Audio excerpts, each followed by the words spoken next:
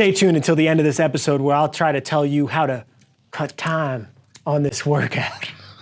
Cut time. Cut time. Cut time. TTT THROWDOWN!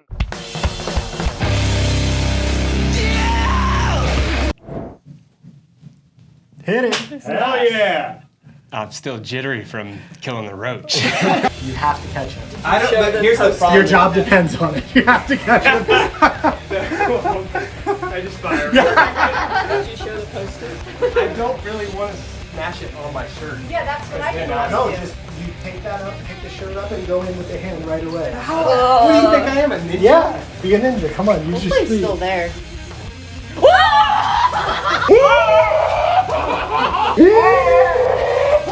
You murderer. On this week's Throwdown, we have Jittery Jacob and Memorable Mia demo the workout. He's not memorable. You're so memorable. We've got wall balls and wall walks. And we release these workouts right here on YouTube every Thursday at 1 p.m. Our first training cycle for the 2022 competitive CrossFit season just started. For more information and to join, head to trainingthinktank.com. Mia, what's the workout? This week's Throwdown is 4... Nope! You gotta sing it. No. This week's Throwdown is 4 rounds for time of 40 wall balls and 12 wall walks. 40 wall walks would Can you be imagine? That would not be fun. If you want to get on the leaderboard for 40 wall walks, then look in the description down below. There you'll also find a warm-up and movement standards for this workout. This week we are really lucky because we have this wonderful demo athlete, Mia, and Jacob, who is also a wonderful demo athlete who got sucked into this workout last minute to be a demo so she didn't have to do it alone. Thank you, Jacob. Let's watch it. 40 wall balls we go. This is just Go, so get it out of the ridiculous way. that she's What's that, you're using a scaled target? Is the ball even leaving your hands? If the sport wants to make it 10 feet, that's fine. That's better for me. I mean, it really does look so easy for you. It's just not even fair. So you decided to go 10s. I didn't count Jacob's. Did he do 10s as well? No, he's still going. Okay, he hasn't broke yet. I think it's really smart. Wall walks, regardless of how good you are at them, you're going to lose time there before you lose time on the wall ball. So break the wall ball so your shoulders don't blow up. I was just going to say, I mean, throwing the ball overhead for that many reps and then stabilizing your body weight overhead for that many reps, I feel like this is going to be shoulder city. Yeah. One of the things I would think about is just using my legs a little bit more than normal on the wall ball. I like to really press with my arms just because my shoulders are usually more enduring than my legs. But in something like this where I know I have 12 wall walks, it may make sense to have a little like a hip pop to kind of get the ball. Should we talk about the exponential more work Jacob's doing in each one of these? Yes, we should. Hey, he chose this sport. That's true. It is true. That's That's all you need to say. You'll see on the wall walks, Yeah. it's definitely not a wall ball massacre workout. No, definitely The not. wall balls do make a difference, but I mean, I went 10s and I would never do 10s at 14 pounds with other movements. So just to give some context, Jacob actually was like world class in the wall walk double under workout of the Open this year. He beat Travis in that workout. So his wall walks are definitely a skill. I mean, just at his size and body weight, it's going to be an advantage moving yourself. So for him, the strategy might be a little bit different than the way you would approach it, right?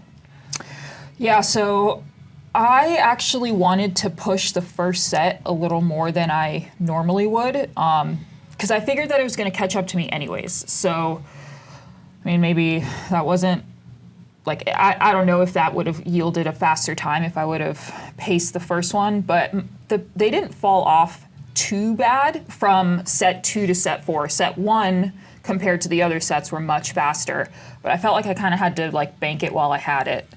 Yeah, wall walks go for me pretty fast. It's almost like doing a strict handstand push-up. So I like to try to bank time, go a little bit faster, have a faster cadence between reps for, like, let's say if it's 4 rounds of time like this, for maybe the first or second round. But if you're someone that's really bad at wall walks, you probably just need to stay on a clock the entire time to make sure you don't blow up for the wall balls either. One thing to notice as Mia's going, she goes back and she kind of has this little tap and go back out. So she's going 4 steps back and I think 3 steps forward, but it's really like only 3.5 steps back because of that. Whereas Jacob is going 4 steps back, 4 steps forward. but his cadence between them and just the speed with which he does them is faster. So you kind of balance figuring out your hand placement and how many steps you take with your hands and how fast you're doing them between reps. Those are really the two variables that you have to work with there. So here's the difference though. Already you can see how much harder it is for him. His shoulders are already pretty blown up from doing bigger sets in the wall balls the first round, whereas Mia looks very comfortable. Obviously some of that may be just the height of the target. Jacob's a little bit shorter than Mia, but he's really struggling to get it up there. So that's something you got to think about because it's still 160 wall balls in the workout. Even breaking it how I did, my shoulders were still on fire at this point. So just expect the shoulder fatigue to hit you pretty hard pretty early in the workout. Did you maintain 10s? I didn't count, but it looked like he opened with a set of 5 or 7 or something less than 10 on his first set. Did you maintain 10s here? I did at least 10. I tried to get one set of 12 in the middle set so that my last set was 8, but I always did 4 sets. Okay, so 4 sets all the way through. I'll be curious to see what happens with Jacob. Maybe his strategy and plan was to go out with a bigger set. Also, he probably didn't really have much time to strategize and plan because he was getting ready to work out. Mia's partner for this workout didn't show up, and we kind of coaxed him to do this last minute. So thanks, Jacob. Yeah, thank you for that. Max knew that if Jacob didn't do it, he was going to have to do it, so he really put the peer pressure I down. would have done it. I was feeling very guilty. What? You were hard no. I was just trying to make sure that someone else could do it, but I was willing to. I really didn't want to do this.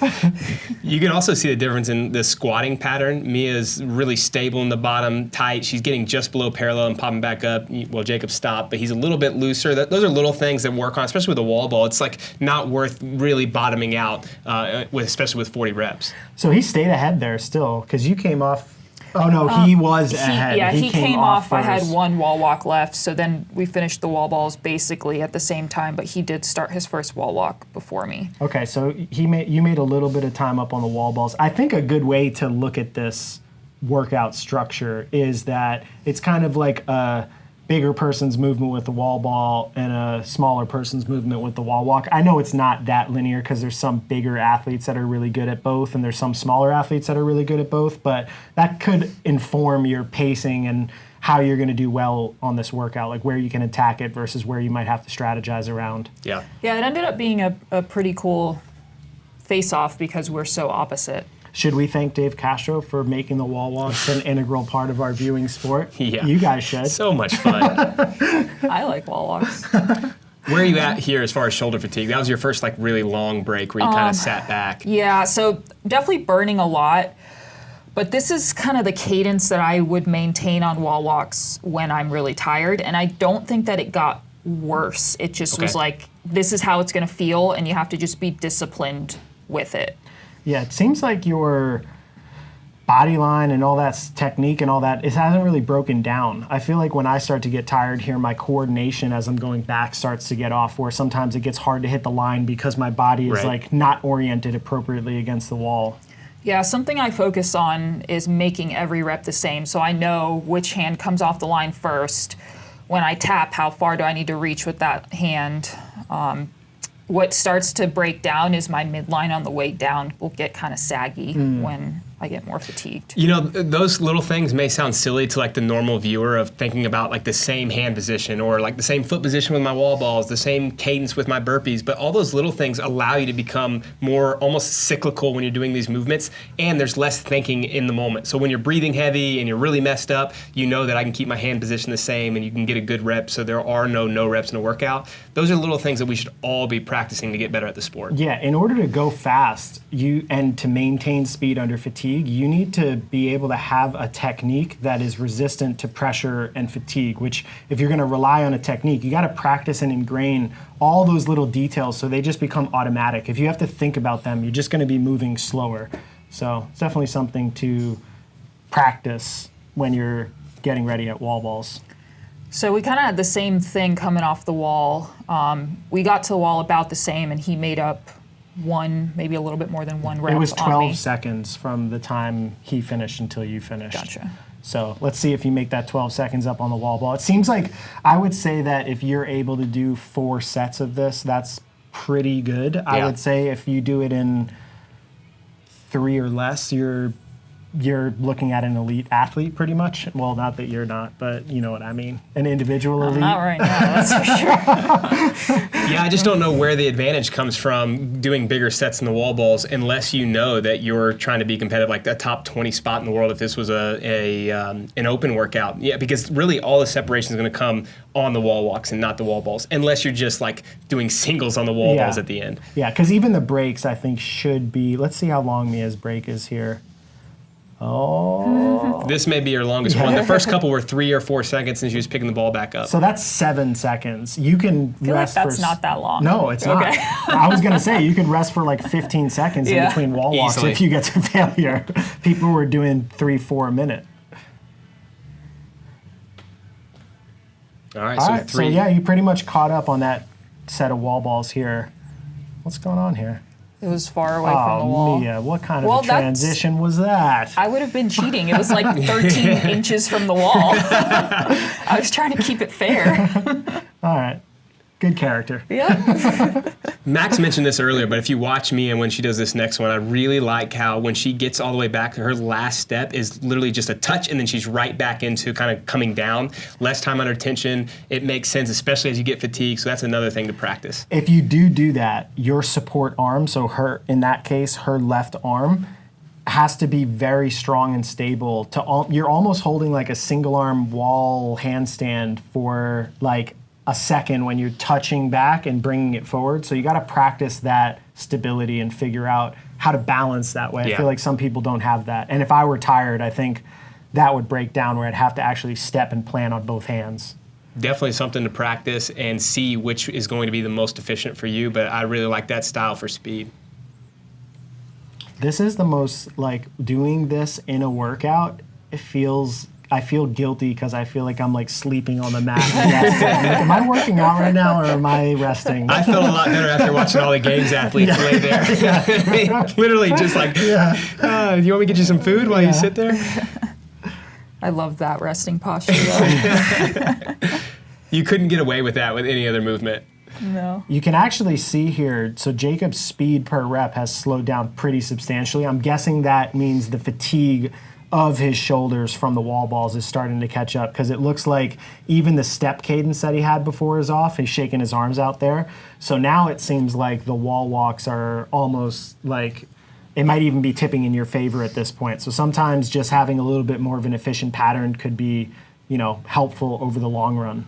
Yeah, so for those that did the open workout with double unders, if you have really bad double unders and you're using your arms a ton, then you felt the shoulder fatigue way more than someone that's good. Jacob's really good at double unders, so he probably didn't feel the same shoulder fatigue that he's feeling here. So it's just like those combos that may really mess you up. And that's another thing of the sport of like practicing different combos, because you may say, I'm really good at wall walks, but well, what about if they're mixed with wall balls as opposed to double unders or heavy thrusters with wall walks? All of these combos may change the kind of that fatigue pathway. Oh, and we have a race now. You guys both looked at each other too. You knew where each other was.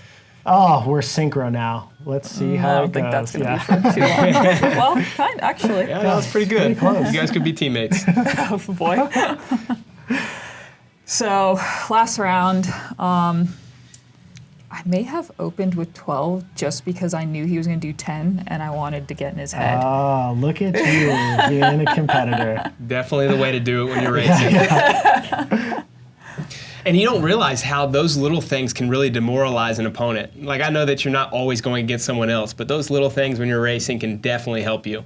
100%. I feel like if I'm working out with people that are much faster than me, like Mr. Dorman, I feel like it's a different emotional experience. The fatigue is way different. So that's why they say find a variation in your training partners. Find people that can push you, that you're better than, and that you're worse than.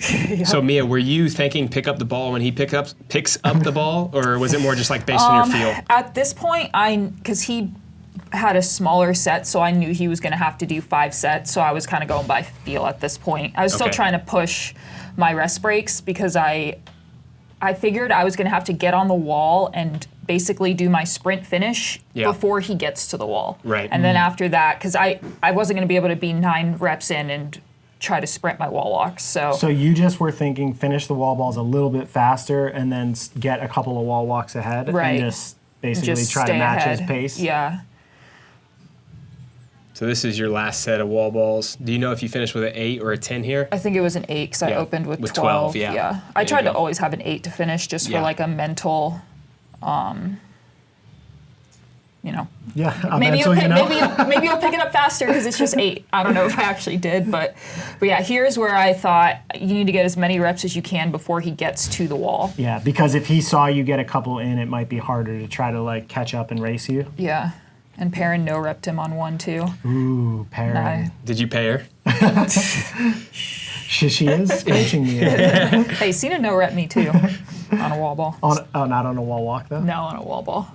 So you're 3 in. He hasn't started one. See if you can get another one before he starts. So it was about 35 seconds that last set of wall balls you took advantage of. So, I mean, that's just something to take into consideration, that there's separation on both sides of this workout. For sure. Definitely on the wall walks, but also over the course of 160 wall balls, it's definitely going to play a big role. So he's moving fast right now. I wonder if he was in his head trying to catch you. Did you talk to him afterwards?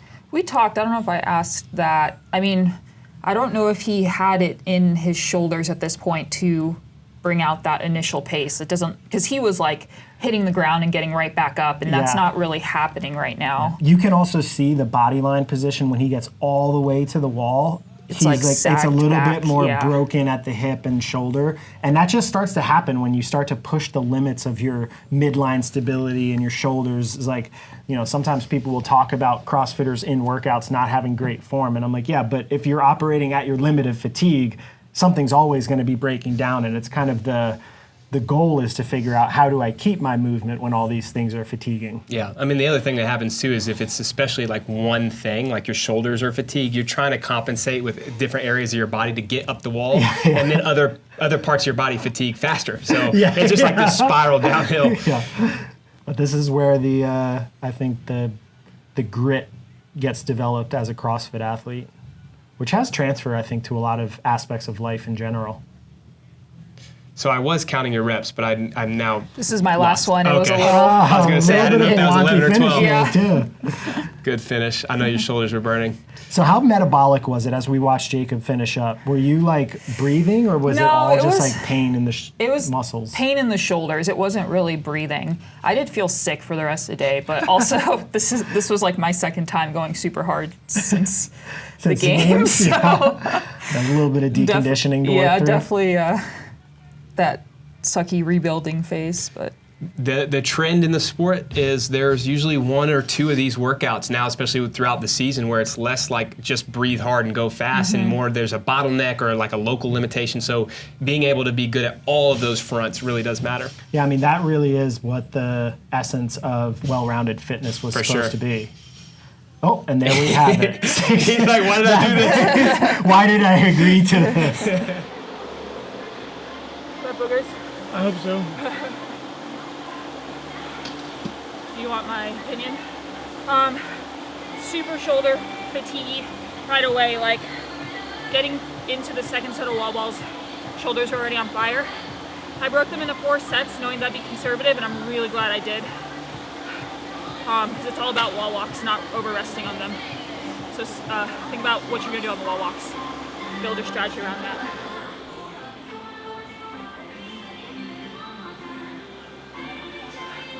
That was stupid. Literally I finished the first round and I felt like my shoulders already pumped. Being someone who's 2'2", wall balls aren't the best movement, but I didn't realise that the pairing of the wall walks and the wall balls would be that bad. It's a shoulder burner. Like, if I were to do it again, which I won't, Ryan, I would go 10s on the wall balls from the get-go. Because, yeah, it's bad. It's a spicy one. All right, so workout is relatively simple. It's 40 wall balls and 12 wall walks in all 4 rounds. So I think that all of this comes down to just basically what your cadence is on the wall walks and how many breaks you take on the wall balls. It's very hard to speed up your movement on wall balls. Elite athletes might focus on that, but really it's just gonna be how many sets does it take you to get through that wall balls, and then how fast you can do the wall walks. So giving you some targets, I'd say for an elite or semi-final level athlete, somewhere between 1 and 3 sets on all the wall balls would be your target. 1 would be somebody who is a world-class wall ball artist, or whatever you would call somebody that can crush wall balls. I would not recommend that unless you are somebody that's finishing at the games, or you're just so good at wall balls that doing 40 unbroken is not going to fatigue your shoulders. I think it would be beneficial to be somewhere in between. Also, I wanted to make sure that Mia didn't fall into that elite category because she did 4 every round. But for RX athletes, it could also be 3 to 5 sets. So I think what Mia did was relatively solid. A 12, 10, 10, 8 split, or a 10, 10, 10, 10 would be a good split. Maybe 1 extra set, but just think about each one of those sets, if you're adding them, means the rest time between has to be really quick. So Mia had 1 rest time, I think, that we talked about that was 7 seconds, that we said was relatively quick that deep into the workout. But if you're going to be breaking into 5 sets, I'd say 3 to 5 seconds between, where basically the ball's hitting the ground, you take 1 or 2 breaths, and then you're kind of going back down and picking it back up. And then for an intermediate or open level athlete, 6+ sets. If you're going over that, it might actually benefit you to use a lighter wall ball so you can kind of cycle that and practice doing wall walks under fatigue. For the wall walks, Jacob went out in round 1, so I'm using him because his was faster, at about 7 seconds per rep. He finished about 1:20 something, I think, for his first set of wall walks. And then in the 3rd round, him and Mia were both at around 11 seconds per rep. So that's gonna give you some sort of a range of how fast you need to do wall walks. This 7 seconds per would be very hard to maintain, and maybe you have to go out at a little bit of a faster cadence, knowing that your shoulders are gonna start to blow up and you're gonna be on the lower end of the spectrum. Or if you know that you're not good at wall walks, because both Jacob and Mia are pretty good at wall walks, this could be a challenging movement. Going on 11 seconds might not necessarily be even possible because the rep itself might take you 8 seconds. So you'd only be resting for 4 seconds between. So you gotta maybe do some timing of yourself. Go through 2 wall walks, see how long they take you, and then maybe set yourself a target for, I'm gonna try to start one every X number of seconds, or I'm gonna try to make sure that I go on X second clock. So that way you can keep yourself on a rhythm throughout the course of the whole workout. The wall walks are gonna get harder and harder every round, so you need to be more and more disciplined as you get fatigued, and try to stay away from that point of true shoulder failure as best you can, because once you get there, your rest break is gonna be limited by your body's just ability to balance on your hands and not fall on your head.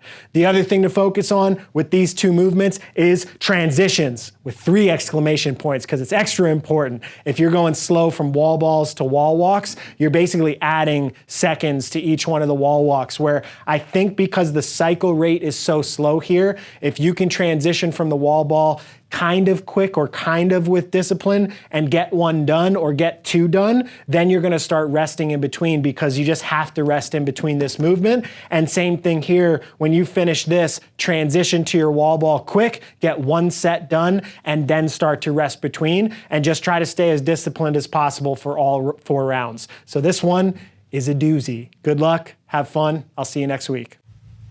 Let's watch it. Let's watch it.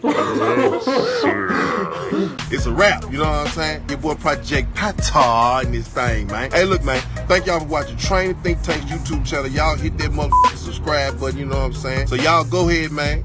Thank y'all for watching the channel, you know what I'm saying? Hit that motherfucking subscribe button, let it be known, what it be known, what it be known, you know what I'm saying? Pata.